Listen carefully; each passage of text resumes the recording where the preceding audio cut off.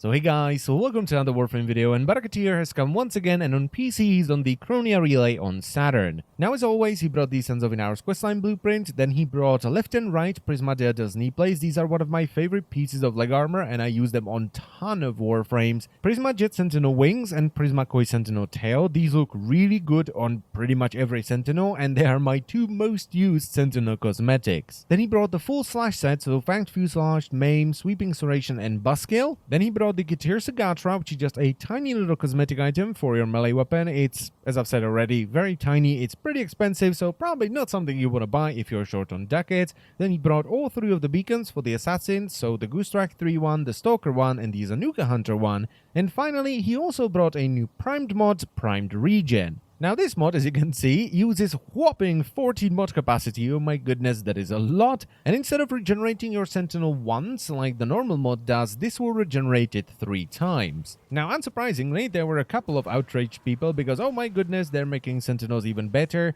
But I don't really think so. Okay, I don't think this mod is that great. First of all, it is very expensive. You're going to need a lot of endo and credits to max it out. You're also going to have to put more forma onto your Sentinel because it does eat up 14 mod capacity, and that is a lot. And most importantly, this doesn't really improve the survivability of the Sentinel.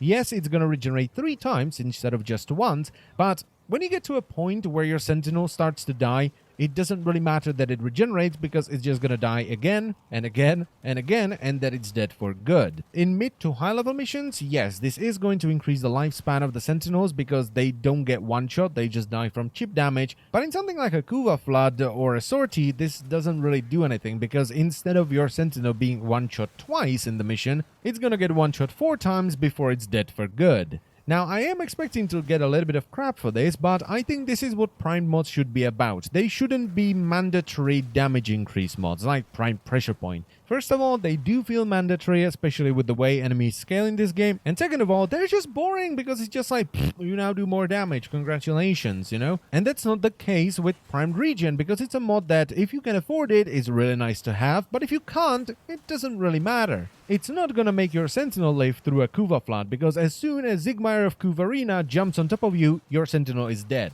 And the same for Sorties, because there's just too much splash damage. It doesn't matter which faction you fight. If you fight the Grenier, you will have Bombards, Scorches, Haika Masters, and Power Fists. If you fight the Corpus, you will have Moas, Ospreys, and Bursas. And if you fight the Infested, you will once again have Infested Moas, and the Infested will just swarm you and explode all around you. So even with something like Primed Regen, I am not expecting my carrier Prime to survive the 3rd sortie. And I'm also not looking forward to putting on 1 or potentially 2 more forma on every single Sentinel, because let's be honest here, leveling Sentinels is a pain in the arse. Now, my recommendations for this week are basically non-existent. As I've said already, Primed Regen isn't something you really need, but then again, if you have the resources, you know, the endo, the credits, and the ducats to buy it, you might as well. You're not going to use the slash mods on too many weapons, because the weapon has to A, do primary slash damage, and B, needs an open mod slot, which especially on primary rifles is very rare, and all that's left is cosmetics and beacons, and that's really up to you.